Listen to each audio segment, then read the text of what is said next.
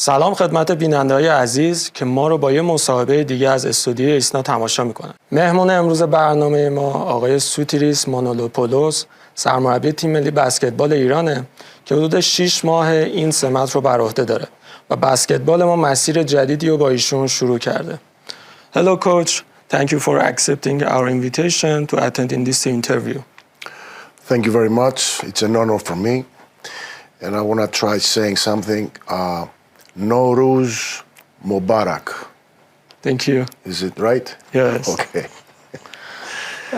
First of all, tell us about your journey as a player and coach in order to Iranian basketball fans can get to know more about you as a head coach of Iran national team.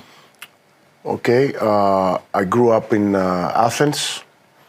I started playing basketball for the young teams of Panathinaikos, a very well-known team in Greece and in Europe. When I finished high school, I went to the United States. I had an athletic scholarship to study there. I became a teacher and after a coach. At the same time, I played basketball. And after I finished playing 4 years in the United States, in Boston University, I came back to Greece and I played professional until I was 33, 34 years old, where I started working as a assistant coach for many teams in EuroLeagues. Got a lot of experience. I worked with many coaches from Greece and from the United States, from Europe. And then I became a head coach. And since then, I work as a head coach on teams that were pretty successful. But the biggest was when I was the coach of the Greek national team, and we managed to qualify for the World Cup. This is my story, pretty short, but with a lot of experience. You have been working in Iran for near 6 months. Since August. Yes, and how do you evaluate team's progress during this period? Okay, we've been a lot of stages. Unfortunately, I don't have the chance to work with my players every day. But in specific periods, we had a camp in August, one in November, a small one for young kids, younger players later, and then the last camp we had in February. I believe the players, they really responded, and I'm very happy for them that they responded. They try to make the changes because not only changes, but to add more things in our game. We try to change slowly. The generation start, using and giving the opportunity to younger players. I believe so far it's good. But, in my opinion, we need to get a lot more better, improve a lot. And this will come only when we get together again and start working and trying to improve every day. It seems that you have a special plan for changing the generation of basketball in Iran.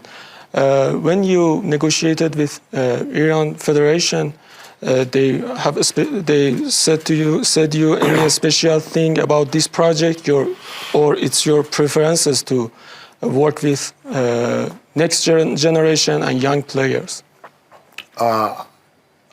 I believe it was a big part of my decision to come to Iran because the president and the federation in general, they really focus on improving the basketball players in Iran, and this has to start from an early age. So they invest in this program. We talk a lot about it. I'm involved. I can be more involved. And there are a lot of players with the ability to become much better. And all we have to do is trust the process, trust the new players, don't put a lot of pressure on them. Don't expect that this will happen in overnight. It needs a lot of time. This is, how basketball is. Nothing you cannot improve one team in a very short time. So we must have the patience. One of the biggest news in basketball in Iran was Haddadi's farewell. Do you think any special player now can be replaced with him? I can answer with a question. Who is the GOAT in the NBA? If it's Michael Jordan or LeBron or Kobe, in my opinion, yes, it's Michael Jordan. But this is not what I'm saying. What I'm saying is these players come every 100 years, maybe. So we cannot say right now that somebody will replace Haddadi, who is a legend, who is a great player. I still, I go to the games and I'm still watching him playing, and he's amazing. So we hope that we will see somebody like him soon. Right now, I think it's too early.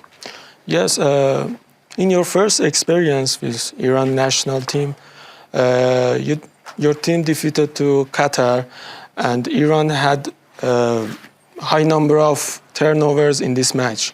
How did you address this issue, and what's the reason behind the excessive turnovers in that match? Yes, this is, I believe, having an immediate improvement as a team is to cut the turnovers. I think the games against India and against Kazakhstan, we did a little bit better, but this is not my goal. We need to do a lot better than this. I believe, first of all, having younger players, they are more prone to turning the ball over. But I also believe that it has to do with the culture, basketball culture, and the way, players see the game. From day one, I try to, emphasize on respecting the ball and respecting their effort. I was watching them making amazing effort in practice, amazing effort, but you destroy everything with a very simple turnover. So this is something that we focus. Of course, it will take time. But after you improve in this area, then everything else is much better. And another aspect of the match is about the last two games against India and Kazakhstan, that your team performed better in the defensive aspects. How did change in your team you make in your team that it solved? Okay, we made first of all, I'm myself as a coach. I'm a defensive coach who focus a lot on defense, because I believe that big games or championships you win from the defense. At the same time, though, I'm a basketball coach who likes the talent, and when I see talent, I like to give more freedom as long as it's inside the team rules. My philosophy, my system, whether it's offense or defense, takes a lot of time for the players to understand, and not only to understand, to become part of their game. So the more time we spend together, the better there will be as far as my system and my coaching philosophy. We made some changes in the roster. I believe we had much more enthusiasm in the last two games. We had a great atmosphere. We started a game playing at home, where we had very, great fans that they gave us, the pushes, and we played with a lot of intensity. But more important is, and the feedback that I got from my, basketball coaches back home in Greece, is that our intensity level was for 40 minutes in both games. And this is very, very important. Yes. And this is something that we need to build on. And part of it is my players became more familiar with my system, but also they were really excited about that. They believed in this system, and we need to keep that. Yes. And please give us more details about your philosophy. Do you think it is possible to implement this philosophy in Iran? I believe, yes. Because I see good prospects here. It's a country with 90 million population. A lot of people they like basketball. A lot of kids, because I go and I watch young kids from 12 years old. They like basketball, and if they grow up with one specific system and becomes we change, not change the culture. I'm not trying to change the culture, and I'm talking about basketball culture. I'm trying to make it bigger, with more options, offensively and defensively. But again, it's a process that everybody has to trust and work towards this philosophy.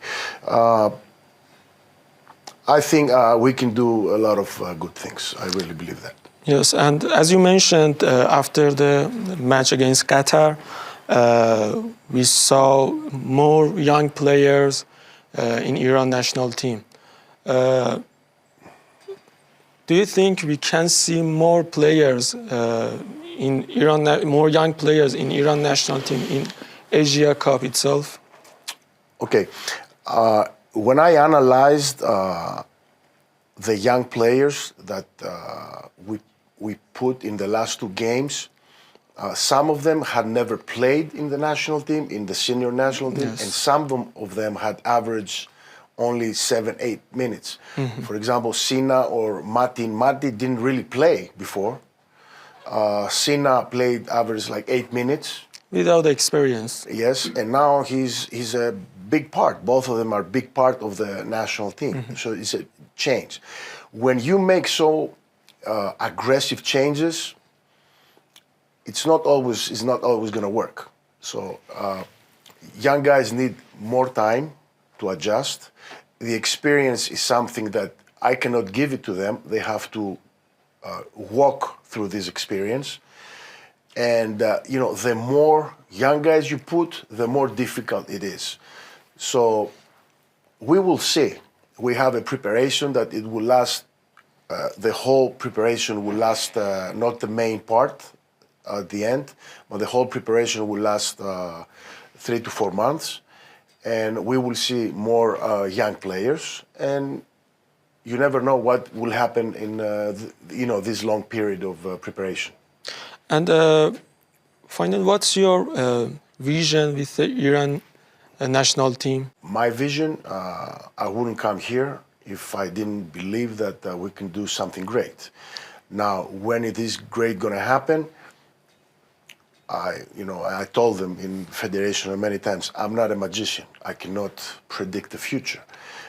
What I can do is work hard by myself and with all the stuff, work every day and try to get better every day. And I believe that there are good players, good prospects that will lead the team to, become a winning team. But it takes time. As you said, it seems that you are in the process that you want to change the generation. But we have Asia Cup ahead, followed by Asian Games. Do you think the team has the potential to get results, get medals in these two tournaments? It's too early to talk about it. And one thing I will not do is, because we're having a young team, don't want to put the pressure. I want to build a winning attitude, which we will build it every day in practice. Every day we have to win in practice, and we have to build through this. But I'm not going to put any pressure to the young players right now. Yes, because maybe it's caused the destruction of this player. Yes. Exactly.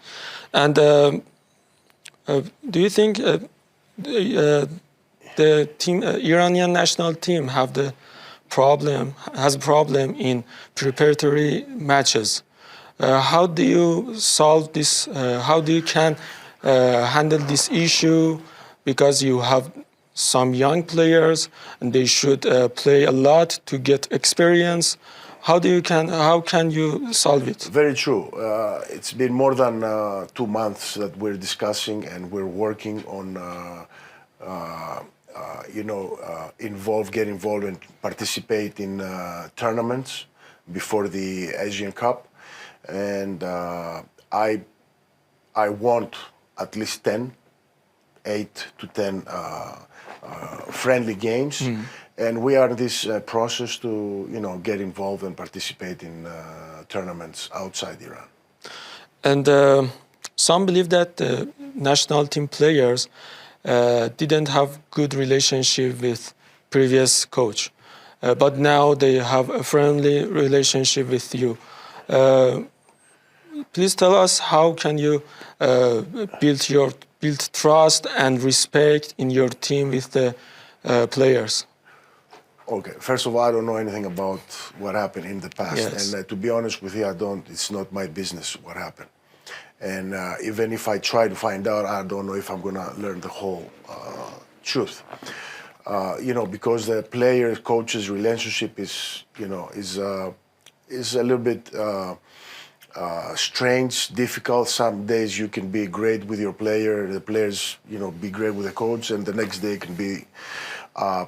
my philosophy is that I care about my players, I care about their development. I am my own messenger. For example, if I want to say something to a player, whether it's during practice, after practice, or during the night, sometimes I watch the video in practice and I don't like something, and I videotape it, I send it to the player maybe 12 o'clock at night, or 1 o'clock in the morning, it doesn't matter.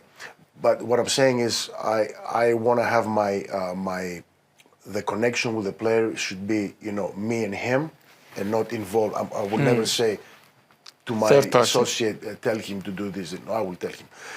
But at the same time, I'm not an easy coach to play.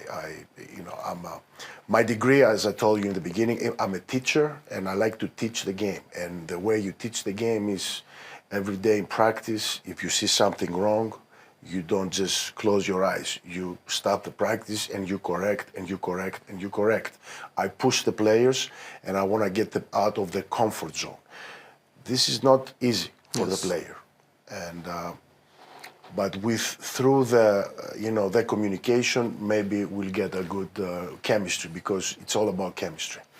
And what do you see as the biggest weakness of Iranian basketball, and how can we solve it? Biggest weakness. Infrastructure, players, unprofessional behaviors. So far, I told you before it can change in a moment. So far, I don't have any problems with the players' behavior. I think we're communicating just fine. My biggest biggest problem so far is to change the way they think about how the game should be played, because they have a specific. From what I see in the games in the league and what I saw immediately when I started working with the players, it's a on-ball game, meaning that everything has to do with the offense and with the ball. And I try to change that. I try to change away from the ball. I try to put more defense in the situation. All this, I'm trying to explain to them to see it's okay what they do, but they need to do more things, offensively and defensively. As you said, you want to change the culture of Iranian basketball. Exactly. Yes. Which one of your player is able to play in outside of the Asia now? Outside. Maybe in the future. Even now, I think Some players have the potential. They just need to find the right situation, the right team. For example, Beckham, Yachali, or Amini, they were found in a very good situation. So more important is to find the right situation, find the right team, and all these things. These are, and something that you really have to, discover these situations. And I finished my question about your team, about your philosophy, and I want to start some fun questions, some simple questions. If you want to change a rule in basketball, which one do you choose? A rule in basketball, in general? General, yes. A rule in basketball. That's a very interesting question. I love the game as it is. I haven't thought about it. For sure, there will be something to change, but I cannot think of some. I'm too deep into this game right now, but this is a very good question. I think I will come back to you. Thank you. And as I heard, you don't like flutter shot. Does it? Who told you that? Actually, one rule I will change. I will play instead of 40, 48 minutes. I cannot get enough. I want more. Does it exist any other act in basketball that you don't like? Okay, floater. I don't know who told you that. Except flutter. Yeah. I will tell you about floaters, though. Floater is probably the toughest shot in basketball. It's very tough. Yes. It's a great weapon if you are good at it. But when I see players use this floater, but they don't practice that in practice, this is where I get mad. And I said, don't shoot any for it. I forbid it. I don't allow floaters. But if I see somebody who really practice this shot and he's good at it, then I will allow him. I have one of my players was one of the top players in Europe, George Printezis. He's playing for Olympiacos. He has this strange, like a floater shot, that with this shot, Olympiacos won the EuroLeague with this shot. And this is how he shoots. He cannot shoot with two hands. He doesn't like. Even three-point shot, he prefers to shoot with his own shot floater.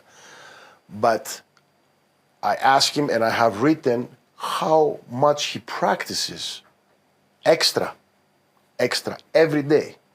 If he doesn't finish the practice, after the team practice, if he doesn't achieve specific goals. So this guy deserves to shoot floaters. And the biggest achievement was the Olympiacos won with the last shot, he shot the EuroLeague. So yes, I don't like them, but if you practice hard, and this is for everything. If you want to be good at it, and if you want to show me that you can dribble with your left hand, I better see you practicing with your left hand. I get your point. We had the same thing in football when Iran national team played in 2018 World Cup. Iran should play with Spain, and in the final minutes, Milad Mohammadi wanted to, left defender of Iran, wanted to show a special through in this match, and all the world surprised. What he do? Yes. And after the interview, I show you this video. And please tell us about your dream team. Which team do you prefer to manage? I'm old school. I'm pretty old also, and I like, NBA, for example, right now, I don't watch. It's something that we, in Europe or in Iran, and I tell my players, don't even watch, because the things that they do and the way they play, we cannot do it. We cannot bring it here and try to get better. I was very fortunate that I coached legends in Europe, like Diamandidis, before he was voted Like 1 month ago, he was voted the best player in Europe the last 20 years, and I coached him for 3 years. An amazing player, a player that made everybody else better. All defensive player, amazing point guard. Everybody loved playing with him. He's like the Magic Johnson of the NBA. I coached Spanoulis, one of the top players in Europe. I have a lot of players, but I work with these guys, and I was very fortunate. Prindezis, Papagiannis, Kalafis. These are amazing players. Amazing. And you have been living in Iran for 6 months, and we have some special cultures, such as Nowruz, that nowadays people are preparing themselves for this event. Is there any special culture thing or behavior that make you surprised during these 6 months? Surprised, no, because to be honest with you, I haven't met a lot of people before from Iran. I've met a couple, and they were very nice people to me, but I didn't really know. I know that the two civilizations, especially in ancient times, there were huge civilizations with great history. I know you had a great history and everything. What I really like about Iranian people is something that we have also. They're very nice, and they try to take care of the foreigners. They're very they're very nice to me. They take care of me. I have a very good feeling about Iranian people. My questions are finished, and if there is any special thing that I didn't ask, please tell to our audiences face to face. I think we covered pretty much everything. I talk my Persian a little bit. I promise that I will learn more, but I need to learn basketball terminology in Persian. Because this will help more, so the scouters of the other teams will not find out what we say. Thank you, coach, for devoting your time to us. Thank you. It's an honor. ممنون از مخاطبای ایسنا که وقتشون در اختیار ما قرار دادن و این مصاحبه رو با آقای سوتیریس مانولوپولوس دیدن. خیلی ممنون. خدا نگهدار.